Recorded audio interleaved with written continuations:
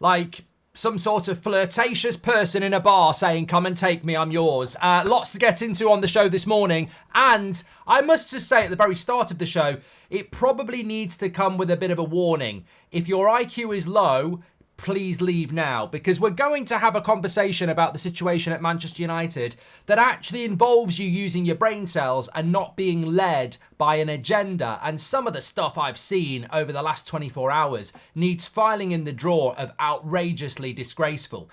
We'll talk about that in a moment or two as well. But look, I think the big headlines are that Manchester United have basically come out and backed Erik ten Hag.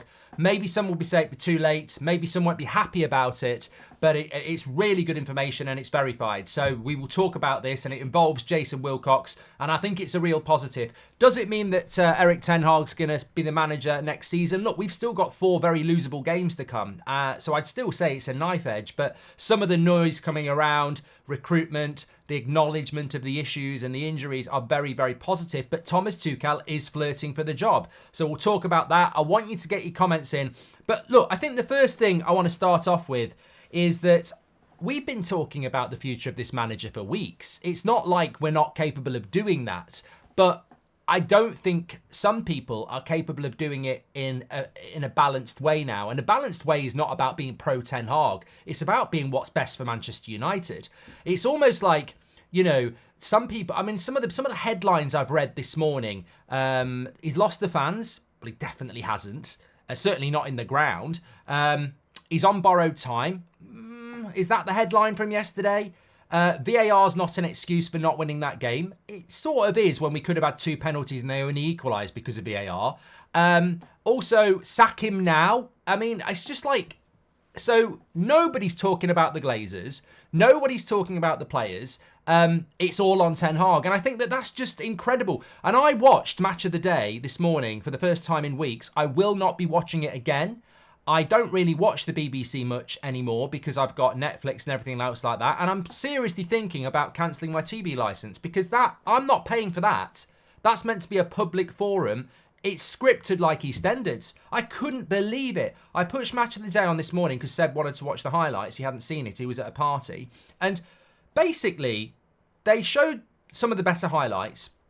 At the end of the game, you got Lineker, Shearer and Wright. And this was basically what they said. And I don't care what you think about the game yesterday, but you didn't watch it or there's something sinister going on. And this is what they said on Match of the Day. They said, all 3 penalty incidents, seconds, referees got it right. Come on.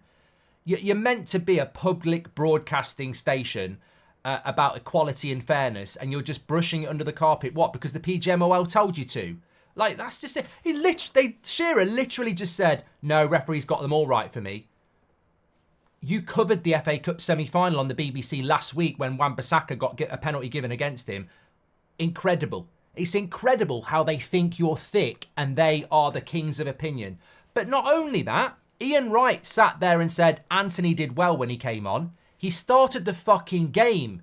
Like, this is mainstream TV. This is what you are meant to be getting as football opinion these days. And then thirdly, they sat there at the end of the game and spoke about how Burnley will feel really hard done by that they didn't win that game. And they showed chance after chance for Burnley.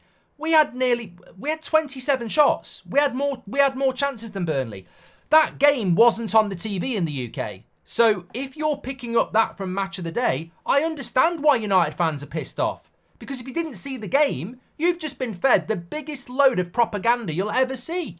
Absolutely disgusting. On the BBC, the British Broadcasting Corporation, which has been around for bloody decades and is meant to be the elite in relation to reporting of the news, feeding a load of shit to the masses. And you wonder about agendas. Incredible. I couldn't believe what I was watching. I can't wait for Goldbridge Saves Football tomorrow because I'm burying that. It's scary. People talk about how the media manipulate people. It's terrifying if you actually took the time to watch Man United play Burnley yesterday and you listen to what Match of the Day said. It's disgusting. Absolutely disgusting. Whether you're Ten Hag in or Ten Hag out, we're talking about propaganda there. They didn't give a fair reflection of the game. Burnley could have won it, but we should have won it, and we definitely should have had at least 1 penalty. All I want in the conversation is to make Manchester United better. And all I want is a fair conversation about that. And I'm more than happy if people want Thomas Tuchel, let's have a chat about it.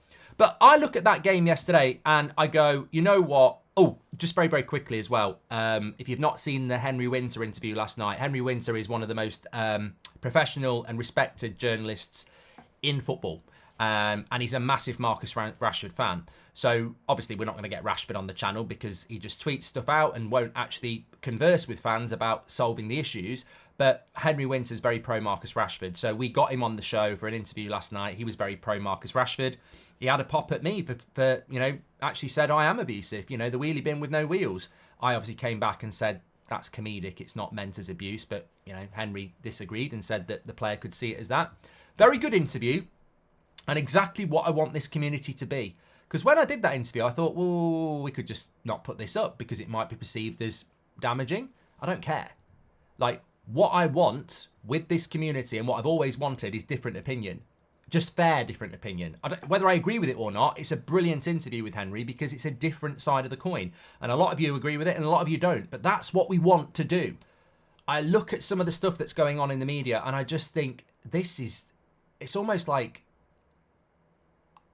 I see it as clear as day. It's manipulated press. It's terrible. You see it in player ratings. You see it in the explanation after the games. You see, it's just incredible. I want proper conversation. And I got sent this today, actually. I'm not going to name the account because that's not, I actually don't really have a problem with it. But it was in a group chat I was in. And basically, there's an account on Twitter, and there are many, who slag off communities like this, saying that it's toxic and negative, right? One of those people who's been doing it for ages, yesterday, put a tweet out saying this. Let me just get it for you. Here it was. So, very, very negative. Apparently, fan opinions very toxic, etc. This was their tweet yesterday. I fucking hate this goalkeeper more than you'll ever know. Brain dead and solely responsible for putting us under pressure before a ball is kicked week in, week out. I actually don't have a problem with the tweet. I think that's just somebody expressing their opinion on social media. I wouldn't even call it abuse. What I would call it is hypocritical. So, we're all very good at being virtue signalers of, people don't like it when you criticise a player they like. But you'll always find on their timeline something horrific about a player they don't like themselves. So, I just want proper conversation. And it amazes me that we tear each other down as fans when actually it's the safest and best analysis you'll ever find. And I'm telling you now, if you can be asked to watch Match of the Day highlights of Man United, don't watch the highlights, you'll depress yourself. Watch the analysis afterwards. And remember, that is funded by millions of pounds. Those pundits are on hundreds of thousands of pounds. And they've got multiple producers, runners and editors. And they can't even get it right that Anthony started the game, and they can't even edit it right in a fair way, and they're brushing bad officiating under the carpet. And you tell me that fan content isn't important. We need to wake our mind up to the reality of the agendas that are out there, because it's disgusting. It really is. But look, can you start a petition against Match of the Day, Mark? It's not. Look, Match of the Day is an institution. I loved it growing up, but my eyes are wide open now to why it's fell off. It's just basically opinionated agenda. It's terrible. And I think that's the problem yesterday, by the way. I think that's the problem yesterday. Because it was a 3 o'clock game, I actually think a lot of people are angry and frustrated because they didn't watch the game. I don't think a lot of fans watched that game yesterday, probably because it was a 3 o'clock game. But I've seen a lot of it. He's lost the fans. He hasn't lost the fans. Like, even listening to the clips on Match of the Day last night, you can hear the fact that the fans are with the manager. We've got a poll going at the moment. 76% are Ten Hag in. He hasn't lost the fans. It's just a vocal, angry minority who say sack him. Look, when you look at the game yesterday, and I've got to talk to you about this, Jason. Let me do the Wilcox thing first, because this is the news. I want to pose this question, and we'll come back to it, because you're intelligent people, right? What more could Ten Hag do yesterday? Ask yourself that question, because Ricky was messaging me and he was saying, I don't think injuries are an excuse. And I said, you're telling me we're not better if Luke Shaw's in that team. And he went, actually, it's a good point, because he loves Luke Shaw. I know the way to get Ricky on side. And it's true. And that's just one player. We're way better with Luke Shaw in that team yesterday. We're way better with just one of our centre-backs fit next to Maguire yesterday. That's two big changes straight away. and we should have won the game anyway.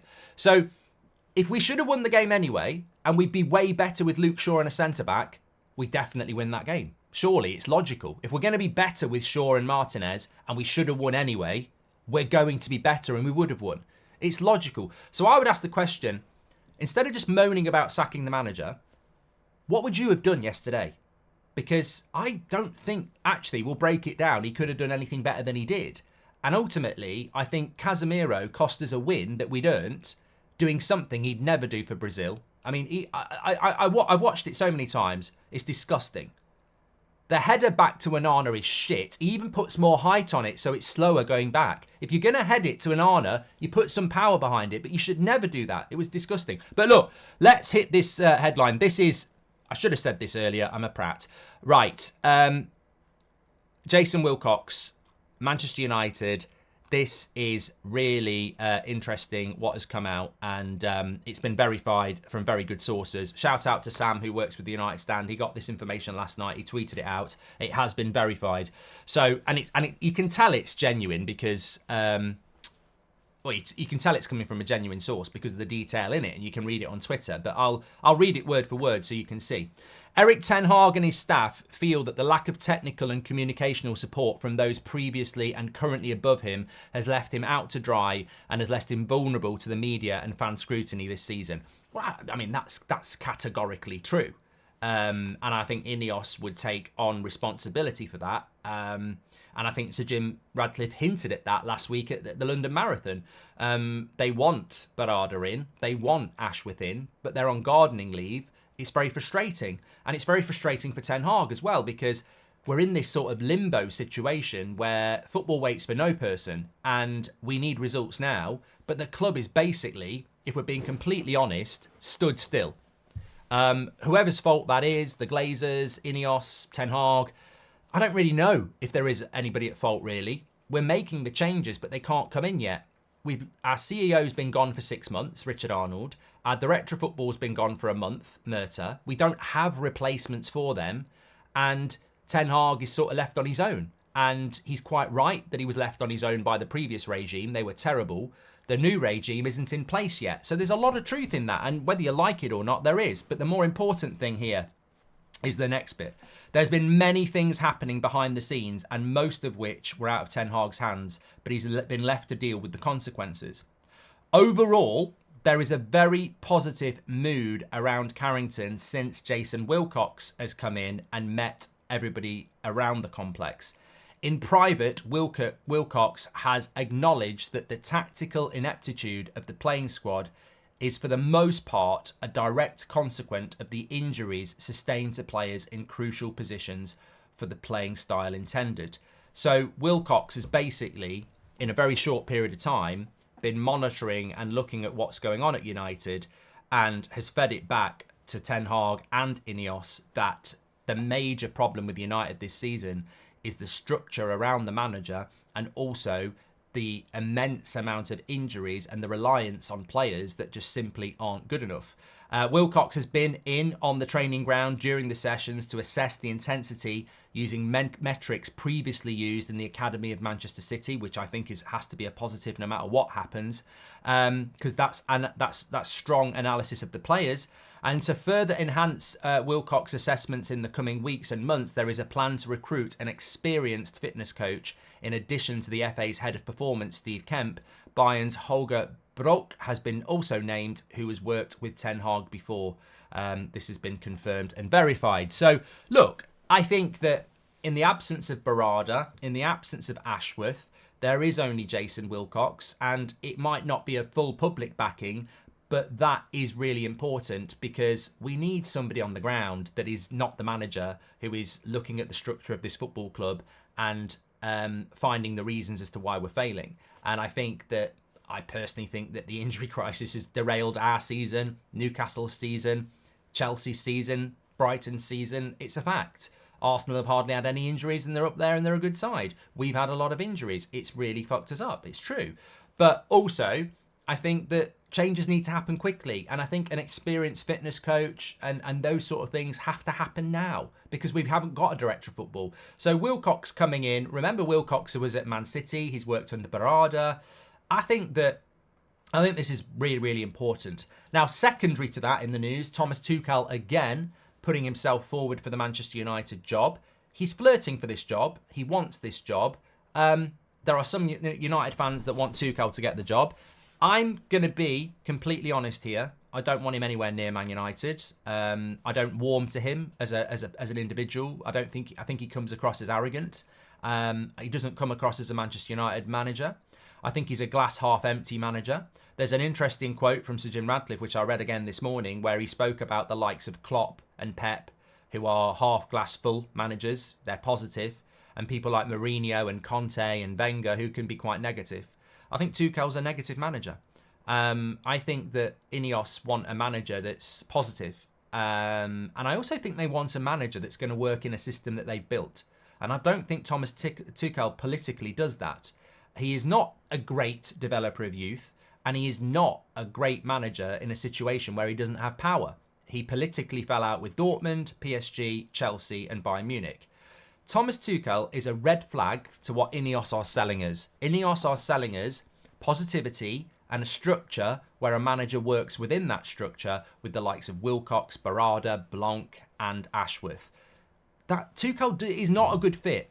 I know some people want to sack Ten Hag and they're going, I'd rather have that. But if you please just do your homework, he's not actually a good fit for what Ineos are selling us. So if Ineos go for Thomas Tuchel, I'd be actually scared because I'm like, but this is not what you're selling us. The structure you're putting in place is basically taking some of the power away from the manager and putting it more into a committee, which is something Thomas Tuchel doesn't even like. He's also a very negative individual. Like he's miserable. I think this is just I think this is a manager who's been sacked by Bayern Munich, putting himself forward for a job.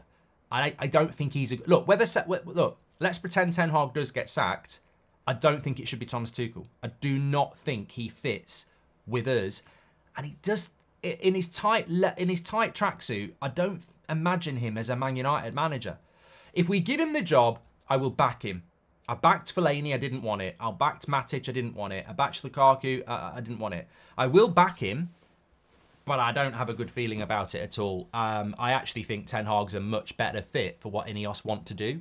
I think that if I was Ineos, I've got a manager that wants to stay and hasn't had a good season. You've got a great opportunity to basically get what you want, power-wise, and have your manager work under that. Instead of bringing in a manager that's going to come in saying, I want this, this, this. You've got a manager that will work underneath it. Alexander's just ordered the book. You're a legend. My opinion is that I feel Ten Hag can take United to the next level, but don't see anyone else better than him to come in right now. Just wondering if things can get more sinister, says Zach. The more technical expertise we get, the better. This won't happen overnight, and Ten Hag needs support, says the Hughes lad. Thoughts on Eric Ten Hag's quote saying yesterday, we're one of the most dynamic and entertaining teams in the league right now, creating loads of chances by playing good. But Mohammed, I think you make a great point here. A very, very good point. I saw that quote last night and people are hanging Ten Hag out to dry for it. But go back to what I just said about Sir Jim Ratcliffe's quote. Sir Jim Ratcliffe wants a manager that is glass half full and positive. He doesn't want a negative manager. Eric Ten Hag is coming out saying positive things. So he fits the brief of what Sir Jim Ratcliffe wants. He wants positivity. He wants belief. He wants a manager that builds the players up. You can never say that Ten Hag doesn't build the players up. His support for Marcus Rashford has been relentless this season. He is a very positive manager. Now, that fits the brief of what Ineos want. So I'd say that on the first point. Do I agree with him that we're one of the most dynamic and entertaining teams in the league right now? Going forward, yeah. I mean, we had 27 shots yesterday. We had similar shots against Sheffield United. We had loads of chances against Chelsea away. We had loads of chances against Coventry. The trouble is, we're not putting him in the back of the net. We should have scored 6 against Sheffield United and we should have scored 4 against Burnley. We didn't. So we are creating a lot of chances. We are. We're conceding a lot of chances as well, but we are creating a lot of chances. Now, I said a few weeks ago, look, let's get into this. It's a good part. What would you do differently if you were Ten Hag at the moment? Because there's a lot of people ridiculing the guy. I tell you what this is like. This is like, I sense at the moment a lot of frustration, and it is very frustrating. But are we not intelligent enough to actually be frustrated and give solutions? because I see frustration, but I don't see solutions. I mean, the watch-along yesterday was probably the worst watch-along we've done this season. And I don't know whether it's because of the 3 o'clock game and some people didn't watch the match, but it was toxic. It was a toxic chat yesterday, the worst we've ever had. There's no doubt about it, and I don't really understand why. And I suspect it's just because people are frustrated. But with frustration, you should always find a solution. Shouting and screaming about something and not looking to solve it is, or not being a problem solver, is weird. Like, what would you have done differently yesterday? I want to know what you would do differently yesterday, because I've got an opinion. And I also want to know as well, look, it's like people going to the fridge and there's no beer left in the fridge and them smashing plates and crying. Why is there no beer in the fridge? Is it because you drank the last one last night and didn't think about it until you wanted another beer? Is it because somebody's stolen your beer? Is it because there's not been beer in the fridge for weeks? Like, why is there no beer in the fridge? It's frustrating, but why is there no beer in the fridge? But what we're getting is people opening the fridge and going, there's no beer in the fridge! Fucking hell! But you're not finding a solution as to, one, let's go and buy some beer, and two, why is there no beer in the fridge? And that's the sort of thing that I personally struggle with at the moment. I don't mind people being negative or frustrated or wanting big actions like sell him, sack him. Fine. But you know what I mean? Am I not right? It is very much like in the fan base with some people. They open the fridge, there's no beer there, and they're crying and screaming. But go and buy some more beer and tell us why there's no beer there. Like, surely that's the mature way of dealing things. We've become very immature. And I don't really understand why. Your frustration is valid. It's where you aim that frustration and why you aim that frustration. And it's also, could you do any better? Like, who could be doing better than this, and how would it happen? And I've got a few things I want to talk about that. Give Ten Hag 1 season under the new structure, says Ethan Cooper. I agree with that. Dominic, welcome to the Members Club. Winter told us that Marcus is a human. I don't think we've missed that. Just want him to play good football, says Joseph. People forget we overachieved last season, says Ghost Hunter. Why is Eric Ten Hag trying to make Rasmus play like that, Weghorst, says Stephen. Darren Bowers, welcome to the Members Club. Didn't Ericsson get subbed off before Mainu? No, it was after Glex. Can you start? I've done that one as well. Okay, look. So when I look at the game yesterday, and Horn says, some people need to remember if Ten Hag is shown the door first, we don't get a clear out of players. And Sanel says, Ten Hag has to work on possession, instruct the midfield to close gaps to dominate the play. Eric Ten Hag fails to acknowledge these bits, only cries excuses, says Sanel. All right, let's have a tactical conversation. We've had it before, let's have a tactical conversation, because there are people out there that think because they've won the league with Accrington Stanley and took them to the Champions League on Football Manager, that they know better than a manager that's managed Ajax to a Champions League semi-final and won the Eredivisie. So there are people out there that think they do little TikToks and they watch the fucking second division of the Portuguese league and they think they're a fucking tactical genius. Managing a real human dressing room and squad is completely different to doing your tactics on Football Manager, by the way. So what would you do differently with this team? And I was looking at this yesterday, and I said this a few weeks ago as well. I believe, looking at it pragmatically, there are only two options with Man United at the moment. You can only play a low line. Your defensive line has to be low because Casemiro is running like he shit himself, and Maguire's not quick. You cannot play on the halfway line. So your press is dead straight away. You can press with your attackers in your midfield, but you can't press with your defence. One ball over the top, you're done. So you either play with a deep line and counter-attack, which we'd get slaughtered for. Match of the Day would be saying, I can't believe it. They're playing park the bus at home to Burnley. That's one option. Newcastle have adopted it quite well recently with their injury crisis. But are Man United and Ten Hag really going to park the bus? And he would just get sacked. Ineos and Wilcox will look at that and go, you're parking the bus at Old Trafford. We don't want this. So that's one option. Option two is to do what we're doing. Try and implement a press from the midfield, but leave your defence deep. And if they play through your press, they're going to get at your defence. And that's what he's doing. He's got one of two options. You either park the bus and counter, or you play a press with your midfield and your attack, hope it works, and if it doesn't work, they're up on your back four that's going to retreat to the edge of the box, and you hope you get your blocks and your shots in, which is basically what we've been doing for weeks. So tactically, I really don't see what people expect to happen. Second to that, the defence has got a midfielder in it and a right back in it who I think have checked out. I think Wan-Bissaka and Casemiro have checked out. Wan-Bissaka yesterday I mean, the chewing gum thing irritates me as a pet hate. When you chew gum as a footballer, it looks like you're casual. Chewing gum is not why Wan-Bissaka played yesterday, but he gave off the aura of casuality, if that is even a word. He just looks casual. He doesn't look committed. He looks bang average. Not terrible, but nowhere near good. And he got rinsed time and time again by Burnley on the left wing yesterday. I don't know what Wan-Bissaka's problem is. Maybe it's because he's going in the summer and he's switched off. Casemiro, Mr. Casual. Just doesn't look. His positional sense is erratic. His style of play is casual. And that header cost us 3 points yesterday. So in that back four, you've got Delo, who's not a left back really. You've got Maguire, who's our best defender, but obviously has problems with pace. You've got Casemiro because you've got nobody else, and he's not a centre back. And you've got Wan-Bissaka playing badly as well. That back four, against anybody in the Premier League, will concede 10 to 20 shots every game. If I'm Ten Hag, I know that back four is going to concede shots every game. There is no formula you can put together at the moment that is going to make our defence watertight. It won't happen. And anybody with a footballing brain at that level, Wilcox, Ashworth, whoever, will concede that that defence is problematic and will be problematic. So your only tactical solution is really park the bus with a very weak back four or try and score goals and outscore the opposition, which is what we're trying to do.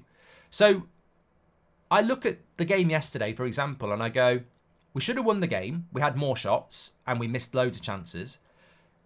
The officiating I don't really want to talk about today, but did cost us a Stonewall penalty at the end. And also, what else can he do? I look at the bench. There are no defenders there. And the defence is the problem because we press as a midfielder and an attack. But when they're through that, they're up against the defence that can only retract and it's slow. So I don't know. I don't know what... I get it. I get the frustration and I can see it in the chat. But give me a solution. Put the ball in the back of the net. Yeah, that's the only solution. Like, we've got to take the chances we create because we're not going to defend better than we are. If that's the defence next week against Palace, and God help us it's not, it will concede 10 to 20 shots again. Whilst we keep using that defence, we're going to keep conceding chances. And I'll tell you why, and it's not rocket science. The teams that go down are the teams with the worst defence. Sheffield United's defence is shit. That our defence at the moment is not better than Everton's. Our defence at the moment is probably not better than Nottingham Forest's. We have got one of the worst defence in the Premier League. Our back four is one of the worst defences in the Premier League. And it's conceding a lot of shots. Football's not that difficult. It really isn't. It's really obvious. And as a manager, how can I... That's the best back four I can put out. And it's one of the worst back fours in the league. I can't do it. I can't magic Virgil van Dijk or Andy Robertson. I can't. I haven't got a left back. I haven't really had a left back all season. I've got no centre backs apart from Harry Maguire, who is also playing with a bit of an injury. So he can't do anything with that defence. So you get all these people moaning about Ten Hag and this, that and the other. And it's like, but what would you do? I don't mind having a conversation, but let's have real analysis. Let's have a real conversation because I see people talking about Champions League football. I see people saying it's unacceptable that we drew at home to Burnley. And I'm like, but there's cause and effect. Look at the team. It's really bad. Like, Eriksen is not good enough to start games for United, and yet he has to start because we've got nobody else. Scott McTominay's done his knee now. That's another injury. I hope he's back for the Euros because he deserves to play with Scotland, but he's done his knee. It's very, very frustrating. I get that. But you've got to look at why and not cry. We need a mature conversation because we're not getting it from the mainstream, so we need to have it. And I get the frustration, but you're better than that. Like, you need to have a solution conversation. And what terrifies me is that we do this every 2 or 3 years for the last decade, and it's always piled onto the manager. And yesterday, we drew the game because of players. Like, and again, I go back to the point. I've been sent a couple of clips today from so-called experts. I'm not going to say whether it's on the telly or whether it's fan creators. They didn't watch the game. They just didn't watch the game. Like I'd bet money they didn't watch the game yesterday. Because some of the stuff they're talking about, only somebody who didn't watch the game would talk about it. Like, they're talking about Ten Hag's tactical setup. They're talking about Ten Hag needs to go, he's lost the fans. And I'm like, if you watched the game yesterday, we won it. We drew it because of players. Like, if we want to get really honest, anybody who watched the game yesterday, there's 3 reasons we didn't win. 1, missing golden opportunities. I mean, Anthony missed 2 absolute sitters, straight off the top of my head. We missed really good chances, better than Burnley's chances. We missed big chances. We should have scored 3 or 4. We scored 1. That's a massive reason. You can't score 1 goal in the Premier League. It's not enough anymore. 2, obviously it's a penalty. I think it's 2 penalties. I think the second foul on Garnacho is a penalty, and Shearer called him a diver. I mean, unbelievable. 3, Casemiro. Like, it's 85 minutes. He's got no pressure on him, and he heads it into danger. So, if you watch the game yesterday, I don't really get the Ten Hag blame.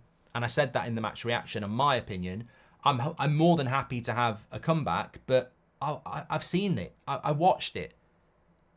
We had the chances to win the game. We weren't clinical enough. The officiating was a disgrace. And more important than all those 2, Casemiro's header cost us the game. It's as simple as that. It's not even a chance for Burnley. Burnley didn't even score a goal from a chance they created. We created it. You know, put that on your toast this morning and sip on your coffee. Burnley's goal was scored because Casemiro created it. It wasn't a last-ditch tackle and take him out. It was under no pressure Casemiro caused the penalty. So that's why we didn't win yesterday. And you've got people talking about tactical decisions and this, that, and the other. Like, we won that game yesterday. It's as simple as that. On the substitution, Ten Hag's substitutions were weird. It was 0-0. It was 0-0. He made the substitutions and we got 1-0. You might not like them. I didn't like the substitutions, but it was 0-0 and it went to 1-0.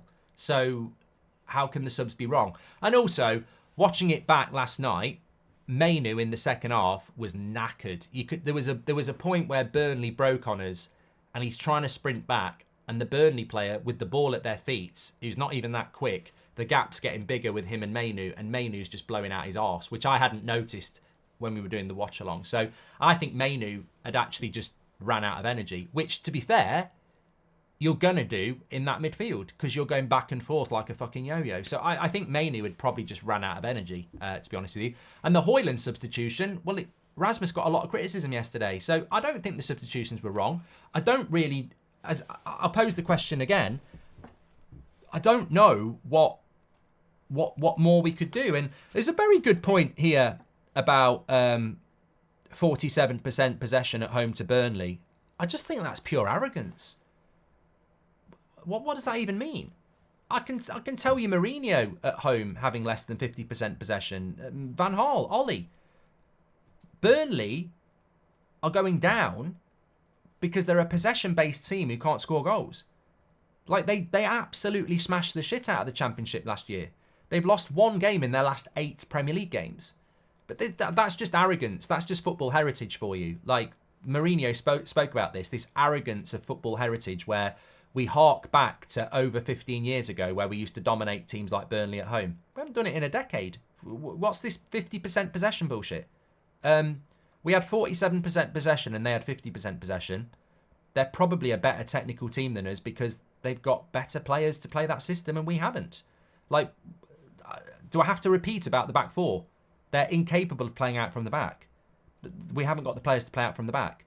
They're incapable of playing a high press, so we can't win the ball back. So if you've got a back 4 that can't play out from the back and you've got a team that can't high press, I think it's logical the opposition are going to have more of the ball because they're going to be under less pressure.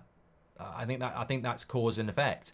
But ultimately, 57% possession for us, 43% possession for them, 47% possession for them, 53% for us, 50-50.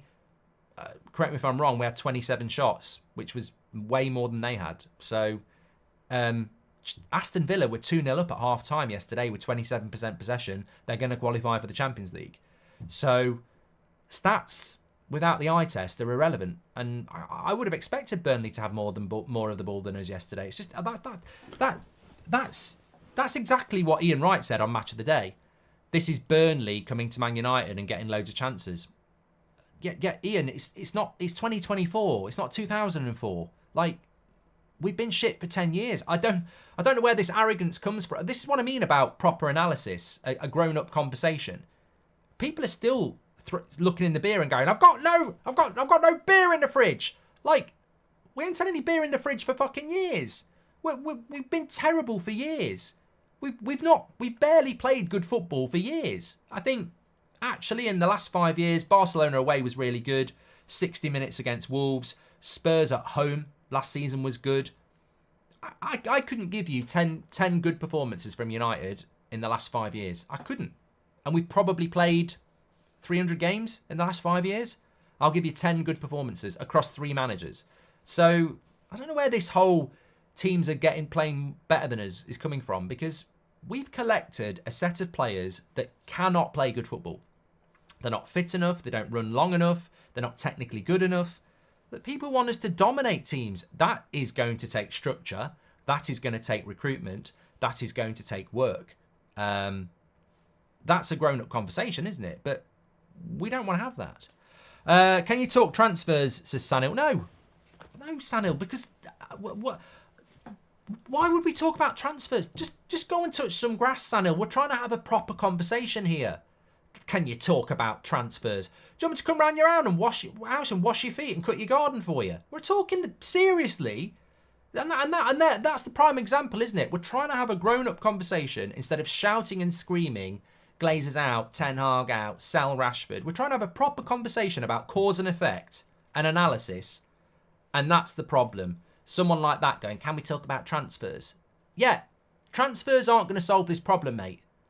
Transfers aren't solving this problem. It's layered. Sacking the manager's not going to solve this problem. Selling Marcus Rashford's not going to solve this problem. He didn't even play yesterday. So this problem is massive. Eric Ten Hag has had over 40 games this season with no solutions, and after getting but again, that's terrible, mate. That's terrible. You've just not listened to the last 10 minutes, have you? I want a grown-up, analytical conversation about where things are going wrong and why they're going wrong and the solutions to it. And you're saying Ten Hag's had 40 games to get it right, there's no excuses. And yet we're 6th in the league and we're in an FA Cup final. How the hell are we 6th in the league? We're not the 6th best team in the league. How the hell are we in an FA Cup final? Like, I can flip everything you say the other way. And I will tell you why we are where we are. We've got a shit back four that is one of the worst in the Premier League. And if you've got a shit back four, you're going to concede goals. We've got no fit centre-back. We haven't got a fit centre-back because Maguire's actually injured. We've got no left-back. We're having to use a right-back who just doesn't seem like he's interested. The midfield is weakened because our best midfielder is playing at centre-back, and we're having to use Eriksen in there, whose legs are gone. I think we've got one of the worst back fours in the league, and I think we've got a bottom half midfield. And people think we're going to dominate teams. I think it's amazing where we are. Mark, this current United team reminds me of the mid-80s. Some great individuals, but not so great as a team, says Maurice. Betting companies equals VAR are running the show, Mark, says the Red Devil stand. Well, I'm just glad we haven't really spoken about the officiating from yesterday because, I mean, I had my say on it yesterday. I think there are United fans out there that, again, aren't willing to have a proper conversation because they just want to see maybe they want to see Ten Hag get sacked or whatever. But I don't care whether I was watching Chelsea, Villa or Man United, Burnley. They were 3 really contentious penalty decisions. And I think all 3 could have been given. The fact that none of them were given is a disgrace in any game of football. But it's not the first time. What about Spurs away? Played really well in the first half at the start of the season. We were all over Spurs. Romero handball from a Garnacho shot. Should have been a penalty. Didn't get it. Spurs scored with a bit of a breakaway at the start of the second half and we lost the game. Like, there's loads of incidents like that this season. What people don't understand is that after a certain level, all good managers are almost at the same level. It comes down to plan execution on the pitch, says Rub. Most of these problems are because of Ollie's recruitment. All players conditioned to low block counters. They are not performing. This is their level, says Sahaj. I hope Garnacho improves his passing skills as a winger and doesn't become another Rashford. He is young. Erik ten Hag needs to improve him. I thought Garnacho played well yesterday, Amit. He's 19 years of age, and I think that obviously he's rough around the edges, but expecting a 19-year-old to be the finished article is incredible. You know, you look at someone like Ronaldo at 19, and he wasn't anywhere near the player he was when he left the club. I think the development of Garnacho is amazing, but I think the expectation on him is somewhat unreasonable.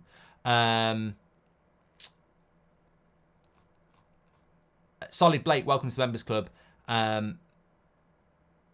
Nate says, if the manager's not the problem and the transfers aren't the problem, what do you think is the solution? I think that the solution is, and I saw Rob Dawson saying this morning, I mean, the solution to me is, and I've been very consistent about this, I don't think we'll see a massive improvement in the way that we play between now and the end of the season. It reminds me of Rangnick 2 years ago, and Rangnick's a good coach. And I think there's a warning there. I've been saying for a while that this last few weeks reminds me of Rangnick 2 years ago. I don't know where some of our fans' heads go. It's almost like goldfish stuff because they've got 7 seconds. It's almost like they've got a 7-week memory and then they wipe it. I do remember the last few years. And 2 years ago reminds me very, very much of this. People getting injured all over the place. Are they up for it? Are they genuinely injured? I don't know. Performances are erratic based on the fact that some players are checking out. And a pile-on Rangnick. And now a pile-on on Ten Hag. The fact remains is that there are very big parallels between 2 years ago. You've got a team that's not functioning to the level it should do, and it's got a lot of injuries. And you've got a season that just needs to end. You've also got a manager that's talking a lot of sense about the structure in the future. But you've also got a manager that might not be here next year. Now, if you look at Ralf Rangnick, he spoke a lot of sense. He got piled on by the media and the players, and he got booted out of the club. Ralf Rangnick's about to become the Bayern Munich manager, and he's done very well at Austria. He should have been kept by Man United. He knew exactly what needed to be done. He spoke about open heart surgery, but he was the fall guy. I think 2 years later, on the pitch, it's very similar. Some players are just winding down and can't be asked. Some players are injured. The performances are very erratic. You just don't know what to expect. You've got a manager that's talking about the future and what needs to be done. But then you've got a big movement trying to remove the manager. It's so similar to last year. And I think similarly, we might be in the same situation next season where we remove the manager, things don't improve, and people say we should have kept this manager and, you know, tried something different. So I think there are big similarities. Do I blame the manager a little bit? Yes. Do I think transfers in the summer are big? Yes. But I don't think they're the two biggest things. I think, for me personally, the biggest thing is a clear out. We need to get rid of 10 first-team players. Ideally 15, but that's just not going to happen in the modern game. The clear out is the most important thing. We need to get rid of 10 players. Secondly, we need to build the structure, whether it is an expert fitness coach, whatever. We need to bring in the coaching setup around the manager because Ten Hag doesn't have the coaches he had at Ajax. Far from it. He's probably got 3 or 4. The rest of the coaching setup, which is running into nearly hundreds, it's not hundreds, but you know what I mean, it's not 10. The people that work at Carrington around coaching, you're talking 30, 40, 50 people, maybe even more. They'll have been here through Mourinho, some of them Moyes, Van Gaal, Ollie. That needs ripping out. That structure. So that all needs to change. Above the manager, we need proper structure. So for me, it's structure and it's removal of players. They're the two biggest priorities at United. Yes, we need to buy better. That's one of the things, of course. The manager conversation does have to happen. But the top two priorities for me are structure above and below the team and the manager. Around coaching, fitness, and also removal of players. I think that's the priority. Absolutely.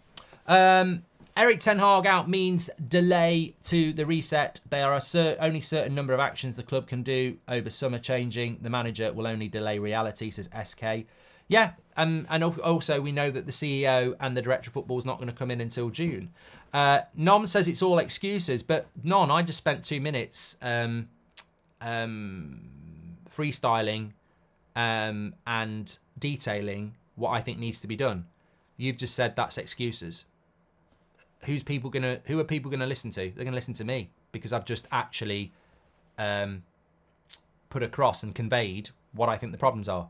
You've just said it's excuses. And this is what I mean. You've gone in the fridge and gone, there's no beer. Stop going in the fridge and moaning about no beer. Go and fucking buy some and find out why there's no beer in the fridge. That's all we're asking for. You're better than this. Stop being a little moany sod and actually compute some grown-up, mature conversation and analysis. If you want Thomas Tuchel, put it in the line and say, I think Tuchel will come in and make Garnacho world-class, develop the youth, rebuild the football club, get on really well with Wilcox. Put it in a sentence. And then I'll tear it down because he won't. But at least you put something there. We can't just... Look, I said this on That's Football yesterday. And this might upset some people. But I genuinely think some of you think you support Manchester United, but don't. And I'll tell you why. It was an eye-opener yesterday on the watch-along. For most of that... And look, I don't care about the trolls. But I've been doing this long enough. I know some of your names. I know them. Like, there's a lot to know, but I know some of them. You recognise them, right? And recognising some of those names yesterday throughout the Burnley game, just moaning and being toxic and saying, wasn't a penalty, we don't deserve to win this, Ten Hag out. And I'm like, that's fine, but you're lost. You've lost what supporting your football club's all about because you're spoiled. And you don't support the team, you support the dream. It's almost like you've become, I'll support this team when it's good, when it's got the manager I want and it's got the players I want. And until then, I'm going to scream and shout like a petulant child. That's not supporting your team. It isn't. I remember supporting United in the 80s. We weren't that good. I'm very fortunate to have had a lot of success, but I also knew it would come to an end. And also, where's everybody been for the last 10 years? We've lost games at home to shit for years. We've played fucking rubbish football for years. And yet there's this privileged fan that doesn't seem to want... Like yesterday when we scored against Burnley, I'm looking at the live chat and I'm seeing people just not happy, not get in. I'm seeing lucky, don't deserve it. And I'm like, hold on a minute. That's not supporting your team. I'm not saying you're not a real fan. I'm saying you've lost the joy of supporting your team. Remember, let's go back to Brentford in the autumn. 1-0 to Brentford going into stoppage time. Meltdown in the chat, quite rightly. In the space of a couple of minutes, we win the game 2-1. I'm off my chair. This is why we love football. This is why we love football. People were like, embarrassing. It's embarrassing that you're celebrating a result like that against Brentford. And that, for me, was an epiphany. Because I went, oh my God, football is changing. Like, I hope I'm not a dying breed on this, but I don't care. As my weekend is better when Man United win. All my life. If Man United win, my weekend is better. When you stop enjoying Man United winning, you've lost sight of why you support a football team. You can't just support a football team when you've got the manager that you want, the style of football that you've got, and the players that you want. That's not supporting your team. That's supporting the perfection. What about Lincoln City? What about Accrington Stanley? What about Birmingham City fans? What about Luton fans? What about Sheffield United fans? Are they not enjoying when their team score a goal or get a draw? If you support a team, forget the manager, forget the players. There has to be an enjoyment in your team getting a result. And that seems to have disappeared with some. It's like they've become... I think they've lost what being a fan of your team is. You've got every right to be frustrated about football and signings and selections and managers. But at the very core, why can't you celebrate when your team scores a goal? Why can't you want your team to win? And when it does win, why do you begrudge it? I mean, the Coventry one last week was a prime example. I mean, I just don't understand people last week who were going, that was lucky. We don't deserve that. It's embarrassing. And I'm like, we're in an FA Cup final. We beat Coventry. I'm relieved. I'm happy. Maybe I'm a boomer. Maybe that's just not the way football's going now. We've seen Player FC and that. But I think it's sad.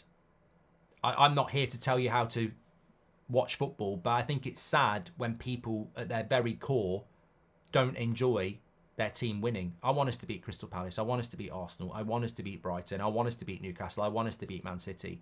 And if we do, I'll be happy. And if we don't, I'll feel sad. I just want us to win. At the very core, I want Marcus Rashford to come on and score a hat-trick. I want Anthony to score. It doesn't matter whether I've criticised a player or not. I just want Manchester United to win. And I think we're losing that because people are chasing the dream and they're not following the team. And the dream might never happen. I think people are sort of putting their support for the team on hold until we get... I can't support this team under Ten Hag. I can't support this team when Rashford's on the pitch. I can't support the team when he's taking Kobe off and bringing on McTominay. Well, you can, because if you were born a Lincoln City fan, the football's going to be shit every week. But it's your club. There's a purity to it. I just think it's sad that we're losing that over...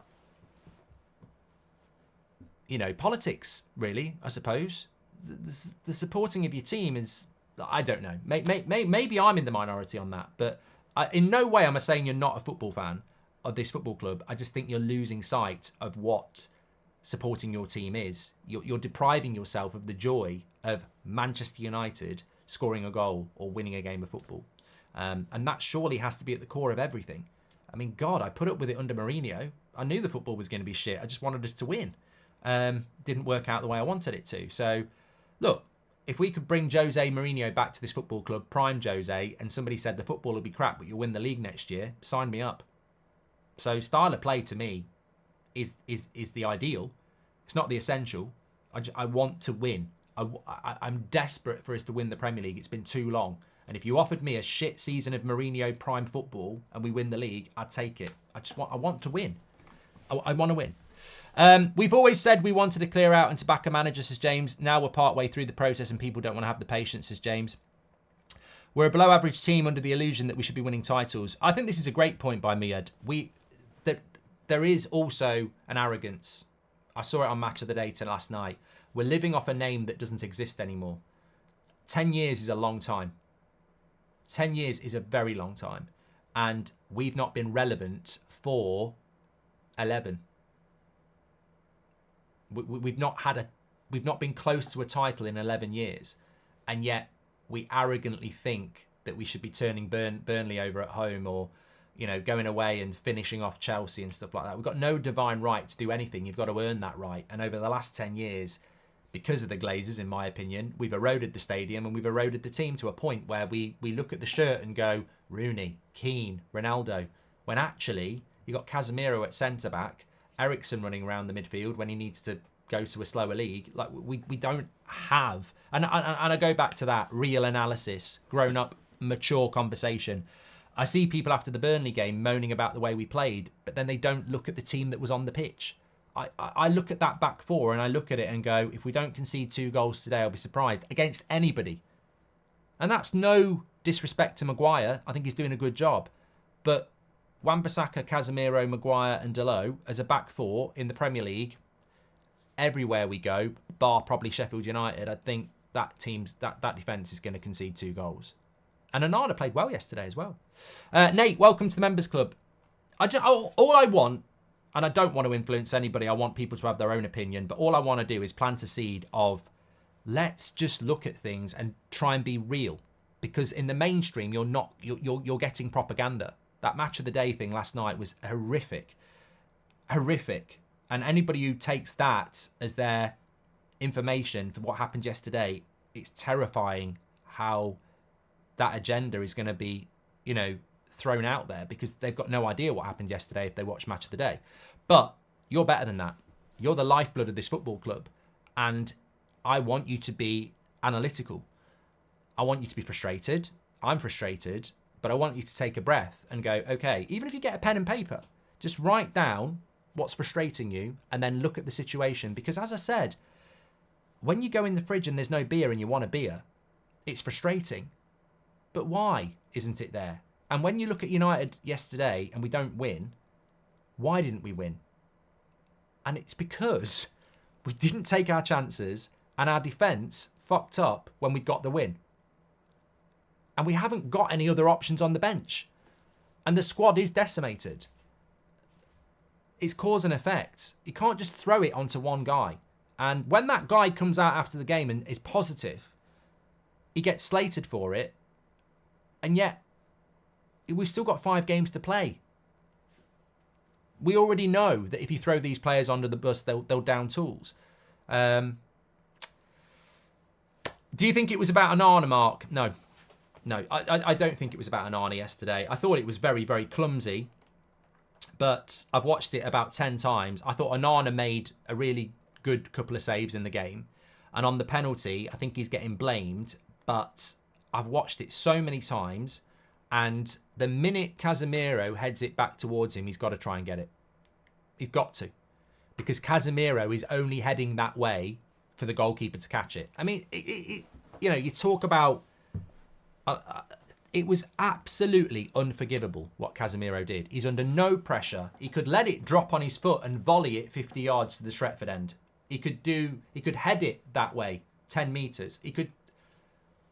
Why he decides to not... And there's a Burnley player between him.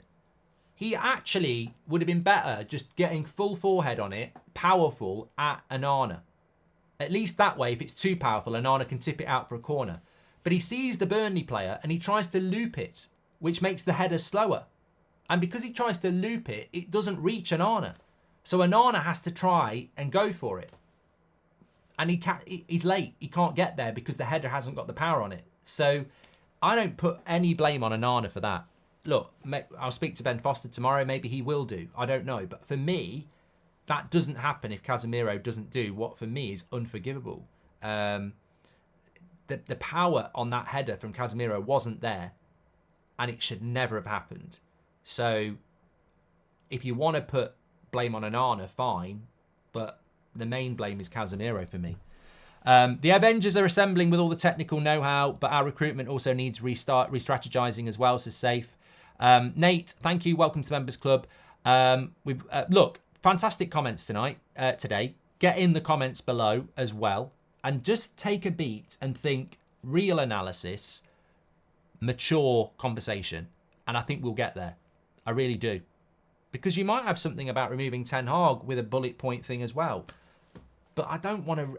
I'm tired of the there's no beer in the fridge moaning. Like, come on. We're better than that.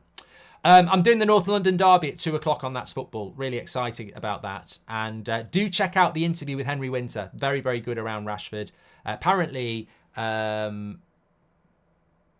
Apparently we're really negative on this channel, and we're really one-sided, which is never the case, but we're trying to be better, and I think we can get better and better and better. And I tell you what, when you watch what I saw on the mainstream this morning, this is the future. Like, you're part of the future. This analysis conversation is part of the future. We're already winning. It's unbelievably shit what they're doing out there. So this is the place to have real conversation. You are the conversation. So I applaud it. I just think we can be better. I don't think there's anything moving us forward in Ten Hag out or sell Rashford. Like, we need to go deeper than that because no one else is. Just on the poll, by the way, we've had 14,000 votes. 14,000 votes. 75% Ten Hag in, 25% Ten Hag out. So match-going fans, I'd say it's 95% Ten Hag in, 5% Ten Hag out. So where is this Ten Hag's lost the fans bullshit headline coming from? It's just an agenda, in my opinion. There are valid people out that want to change the manager. I don't think they've got an alternative. I just think they want to sack the manager. I still haven't seen a name, by the way. Who's the replacement for Ten Hag as well? Maybe we can talk about that at 8 o'clock. I do want to talk about that. If Ten Hag gets sacked tomorrow, who are you bringing in? Because if bringing in Thomas Tuchel, do your homework. He doesn't fit what Ineos are trying to build. He's miserable. I don't see him as a United manager at all. At all. I think if you're going for Tuchel, you're doing it blind. You're not doing your homework. He's miserable. He wants to control everything. Negative. Doesn't really develop the youth. I don't think his football's that good. His recruitment's shit. Like, I really think he's a bad appointment for United. I'll back him if it happens, but I think it's a terrible appointment. And I think, more importantly, for Ineos, that would be a massive red flag because they're saying all this, we're going to do this, this, this, and this. and you bring a manager in that doesn't fit with most of it. So I think it'd be a terrible idea. I personally think he's just flirting for the job. I think it's all coming from him. I don't think the club want him at all. Anyway, we're back at 7 o'clock, not 8 o'clock tonight. 7 o'clock tonight, but North London derby on That's Football. I'll speak to you then. Take care, legends. Loved the conversation this morning. I want to have more of it.